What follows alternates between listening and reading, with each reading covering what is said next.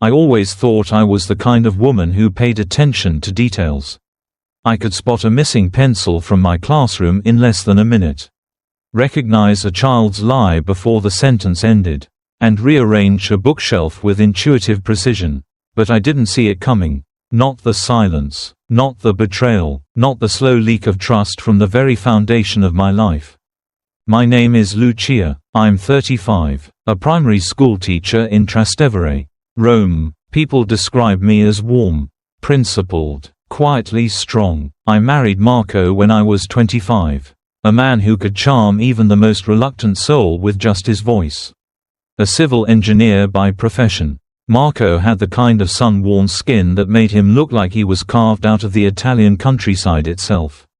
He wasn't a talker, not always, but when he spoke, people listened. We lived in a tall, narrow house nestled among vines of climbing grapes. Our third-floor bedroom opened to a sun-drenched terrace. The railings lined with white linens drying in the breeze. Mornings smelled like fresh mocha pot coffee and roasted tomatoes. Evenings glowed with the warmth of candlelight and gentle jazz humming from an old speaker. It was the kind of home people wrote about, the kind that tourists photographed from the street below. And yet, something had begun to shift. Small, subtle things. The kind of changes you almost don't want to admit noticing. Marco had started helping the neighbor, a recently widowed woman named Bianca, who moved in across the street. She was beautiful in a way that felt rehearsed, always in soft, flowing dresses, her hair curled into loose golden waves, her perfume lingering even after she walked past. Marco mentioned her one evening as he scrubbed tomato sauce from a dish. "Poor woman," he said, "her kitchen faucet leaks constantly. Can you imagine? No one to help her." I nodded, smiling out of politeness, but a quiet note of doubt was struck. His visits became frequent, twice a week, then almost daily. Sometimes he'd return home with oil stains on his shirt. Other times, freshly showered, hair damp, a scent I didn't recognize trailing behind him, something floral and expensive. Not mine. I told myself I was imagining things. Rome in the summer plays tricks on the mind. But then there were the absences. He started leaving the house at odd hours under the guise of errands or inspections. I noticed he had developed the habit of checking his phone with his back turned. Once, I caught a glimpse of a message preview while he poured coffee. "Grazie per la dolce pausa. Thanks for the sweet break." He didn't see me looking. I didn't ask. My heart pounded, but I swallowed it down like hot tea, burning, but silent. I began to watch more closely. The way he avoided eye contact when he came home late. The sudden interest in his appearance. The fresh shave before helping Bianca with her sink. He was gentle with me. Still, polite. But politeness, I realized, is a thin sheet over distance. And distance was growing. I started spending more time on the terrace. From there, I could sometimes see Bianca's windows glowing in the early evenings. Shadows dancing behind the curtains. I convinced myself it could be anything. A TV, a lamp, her moving around. Still, I couldn't shake the sense of invasion. My home was still beautiful. The meals were still shared. But it felt like someone had replaced the glass in our windows with something just slightly warped. Everything looked the same but was off. I tried to make things better. To bridge the growing gap, I invited Marco to dinners at our favorite spots. Suggested a weekend by the coast. He always had excuses. Too much work. Tired. A meeting early Monday. One night, I lit candles and made his favorite, ossobuco with saffron risotto. He said it smelled wonderful. Kissed my forehead, then spent the entire meal scrolling on his phone between bites. I wanted to scream. Instead, I smiled and passed him the salt. I wasn't the type to confront without evidence. But I could feel it in my bones. Something fundamental had cracked. And yet, I didn't know what terrified me more, the idea that he was unfaithful. Or that I might be wrong and my paranoia would push him away. The next morning, I walked into school with a smile for the children. But my chest felt hollow. My colleagues noticed. "You look tired," they said. I nodded. Bad dreams. The truth was, the dream had already started to decay. I just hadn't opened my eyes wide enough. There's a particular kind of silence that lives in Roman homes. It isn't loud. It doesn't come with shouting or slamming doors. It arrives like humidity, invisible, constant, clinging to the walls. That silence had moved into mine. I began to wonder how long it had been living there. I had mistaken it for peace. Now I realized it was fear wrapped in routine. The house remained the same bricks, the same olive tree out front, the same soft clinks of cutlery against porcelain. But I was no longer certain if this was a life I built, or a story someone else had written for me to act out. And in that quiet unraveling, I saw it clearly for the first time. I thought Marco was just fixing the pipes. But perhaps I was the one leaking. And no one had noticed. Not even me. Until now. The sun that day was relentless, baking the stone streets of Trastevere until they shimmered. Lucia stepped off the bus a few blocks earlier than usual. A quiet decision made without real intention. Something in her chest had been pressing for days. An invisible weight she couldn't name. She needed air, space, silence that wasn't haunted by Marco's footsteps or Bianca's perfume lingering in the stairwell. The neighborhood was quiet, too. Summer afternoons in Rome had a peculiar hush, broken only by cicadas and the occasional drone of a scooter. She climbed the steps of their 3-story house slowly, her sandals brushing the warm tiles. She didn't announce her return, didn't call Marco's name. It wasn't caution, it was instinct. Inside, the house held a stillness that wasn't normal. There was no jazz humming from the speaker, no hum of the fan in the kitchen. The air was thick, not just with heat, but with absence. She placed her purse on the hallway table and made her way upstairs. As she entered the bedroom, a beam of sunlight slanted through the gauzy curtains and stretched across the neatly made bed. Everything was in place, the pillows fluffed, the cover smooth, except for one thing. Something small and out of place glinted in the light. Nestled against the right pillow, half buried in a soft crease, was a golden earring, a single stud with a pale blue stone. Lucia stopped breathing. She didn't touch it at first. Her mind raced, tumbling through possibilities that evaporated before they formed.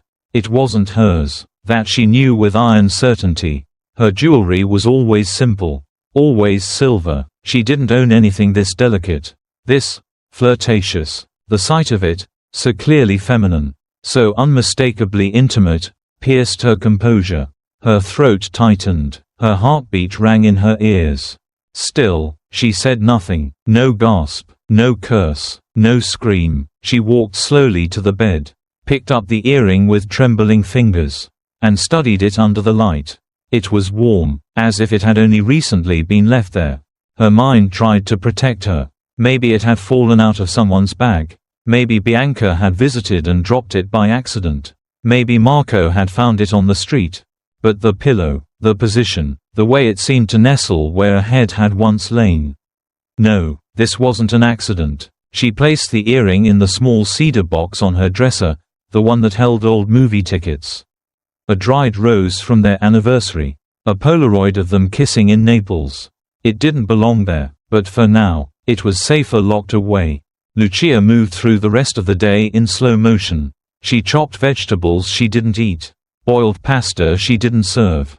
The scent of basil filled the kitchen while her mind remained blank. When Marco came home, she was seated on the balcony, nursing a glass of wine. He kissed her cheek and smelled like soap. Always soap. Lately, he was always fresh when he came back. Overcompensating. "You're quiet tonight," he said, slipping into the chair beside her. Lucia turned to him and smiled. A smile that didn't quite touch her eyes. "Rough day at school. The kids are rowdy." He nodded, already scrolling through his phone. She looked at him, at the slight stubble he hadn't bothered to shave that morning, the tan lines on his neck, the way he chewed his lip while reading a message. And then, without a trace of bitterness, she asked, "So, did the pipe survive today's repair session? Or did they burst under pressure?" Marco looked up, startled. A flash of something, panic, guilt, flared in his eyes before he laughed. "You're teasing me now?" She raised her glass. "Just curious. You spend so much time helping Bianca. I hope she's at least making you coffee." He chuckled again, more forced this time. "She tries, but nothing like yours." Lucia smiled and sipped her wine. That night, as Marco slept beside her, Lucia stared at the ceiling. She could feel the earring pulsing from its box across the room. A tiny heartbeat that echoed louder than his breath.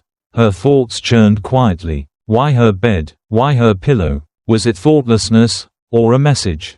Either way, it had spoken. And now, so would she. Just not yet. Not without knowing exactly what story she was in. Not without turning every page first. She rolled over, away from him, and whispered into the dark. "I saw it, I know." But she said it only to herself. Because the hardest part of discovering betrayal isn't the discovery. It's the waiting game that follows. And Lucia had just made her first move. "He thought I wouldn't notice. That I was too soft. Too trusting." But in Italy, no drop of water escapes the notice of a woman who guards her home with her heart. And if he believed he could slither past my instincts like a thief in the night, then he never knew me at all. Lucia woke the morning after the earring discovery with a strange clarity. She looked at Marco's sleeping figure, the familiar rise and fall of his chest, the soft breath that once brought her comfort. But now, it only reminded her of silence, his silence. And hers. She didn't confront him, not yet. She needed more than an earring. She needed the full canvas. The first step was quiet. She bought a GPS tracker. The kind used to keep tabs on teens or pets. Harmless. Really, she installed it beneath the passenger seat of Marco's Alfa Romeo while he showered. Her hands trembled, not from fear, but from the surreal weight of what she was doing. A teacher, a wife, a detective. Now, she smiled grimly. Italian women had always known how to survive with grace and precision. Each day, she checked the data. The car would leave for his office in the morning. Then, at least 3 times a week, it would detour to a residential street not far from theirs. Not Bianca's. Somewhere else entirely, a new name to add to the web. That night, Lucia created a fake social media account using a stock photo and a name that sounded like a bored housewife. She began following Bianca and other nearby women. She combed through their tagged posts, likes, and stories. Bianca rarely posted, but one photo caught Lucia's eye, a cropped image of 2 wine glasses and candlelight. Posted at 2:47 p.m. on a Tuesday. Lucia had the receipt. She'd found it earlier that day tucked into Marco's jeans. Red wine, rosemary focaccia, and a jasmine-scented candle. Purchased at a deli he never visited with her. Not once had those things entered their kitchen. She stared at the image for a long time. The next Saturday, Lucia feigned a trip to visit her sister in Florence. She kissed Marco goodbye with a smile and packed an overnight bag. But instead of boarding a train, she circled back, hiding her car 2 blocks away. She waited, her heart beat with the rhythm of betrayal, each tick of the clock carving into her resolve. At 2:13 p.m., Marco left the house. By 2:21, his car appeared on the GPS near Bianca's street. Lucia waited 10 minutes, then walked back into her home. It was still warm from their breakfast. She found nothing obvious this time. No earring, no lipstick stain. But she did notice the way the bed smelled faintly of vanilla and tobacco, a combination she never wore. The room felt aired out, yet lived in. She opened a drawer. One of her scarves was gone. She wasn't sure if she was imagining it. That was the worst part, the gaslight of her own uncertainty. And yet, she didn't break. She documented. She wrote things down in a notebook labeled recipes to keep it hidden. Coordinates, timestamps, product receipts, social media screenshots. A small, quiet archive of betrayal. Then came the twist. Lucia had always suspected a young woman named Elena, Marco's co-worker. They'd exchanged messages late at night. Ones Marco claimed were about a design project. Lucia had searched for her online once and found an Instagram account filled with beach photos, travel quotes, and cappuccino foam hearts. It all felt too curated, too performative. But when she dug deeper using her burner account, She discovered something odd. The photo tags from Elena's page showed multiple geotags far from Rome during the times Marco claimed to be meeting her. That's when Lucia noticed a pattern. Elena wasn't real. Or rather, the photos were stolen from an influences page in Milan. The entire account was fabricated. By whom? Lucia checked Marco's email. The password had remained the same for years. One of his few consistencies. There, she found an email thread from 6 months ago. The sender, elenardesign22@tutanota.com. But when she traced the account origin, it didn't route to Milan. It routed to a server near Trastevere. Lucia froze. Marco had created a fictional affair to distract from the real one. The realization was a gut punch. All this time, she had chased the wrong ghost, while Bianca had slipped through the cracks under the guise of grief and neighborly sympathy. The manipulation was deliberate, calculated. Now she had her answer. Not just the who, but the how, the why. That night, she cooked again, nothing special. Pasta aglio e olio, simple, Italian comfort food. Marco came home late. Traffic, he said, shrugging. Lucia nodded. I saved you some. You must be tired. He smiled, sat down, and ate. Lucia watched him chew. Every movement of his jaw felt like a betrayal now. The clink of his fork against the plate was a confession. She poured herself wine but didn't drink it.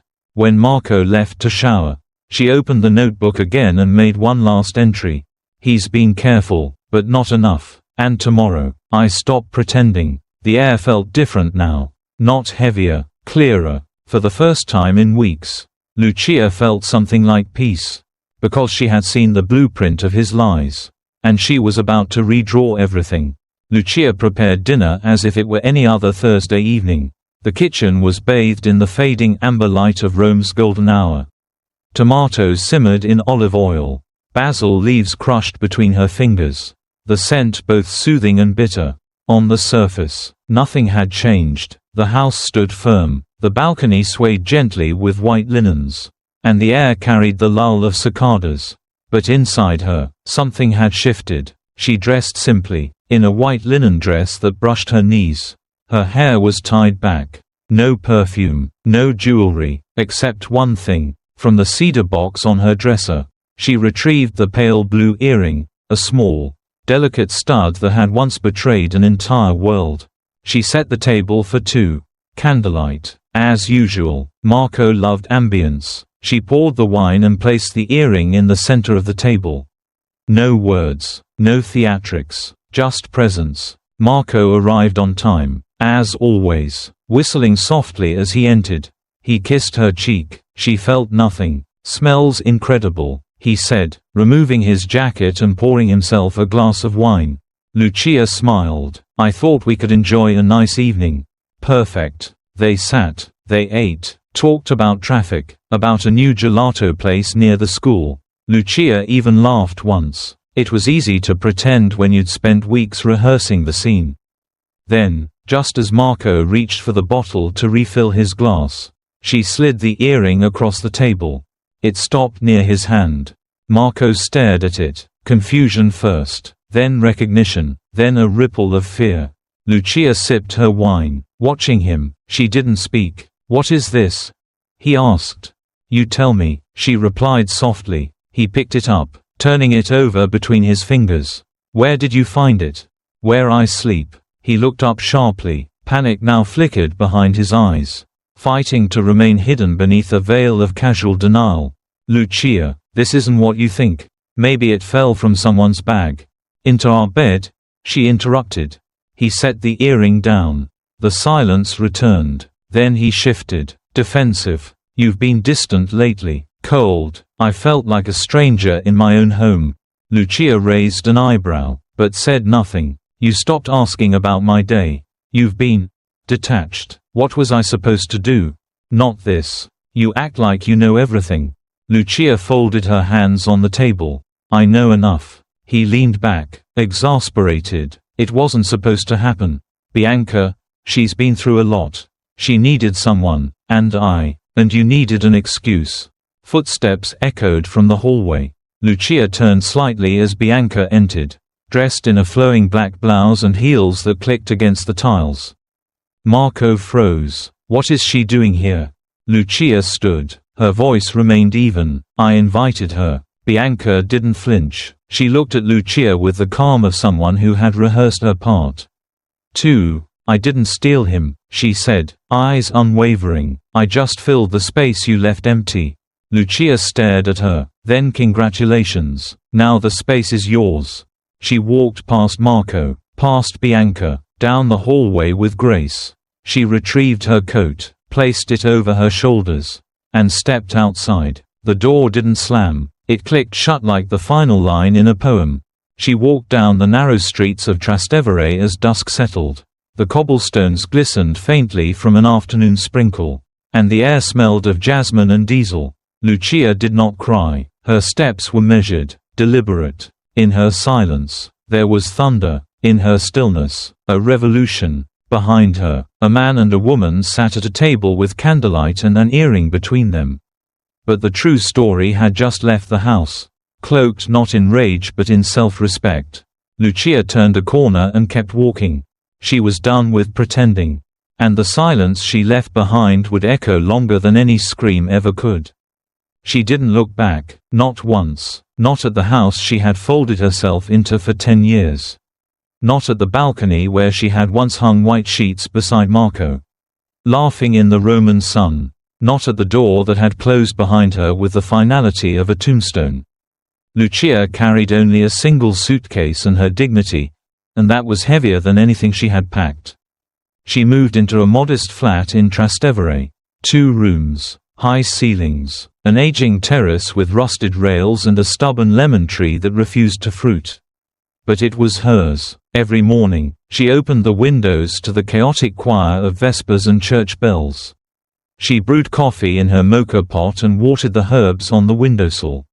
There was no silence to negotiate, no eyes to interpret, just the simplicity of being.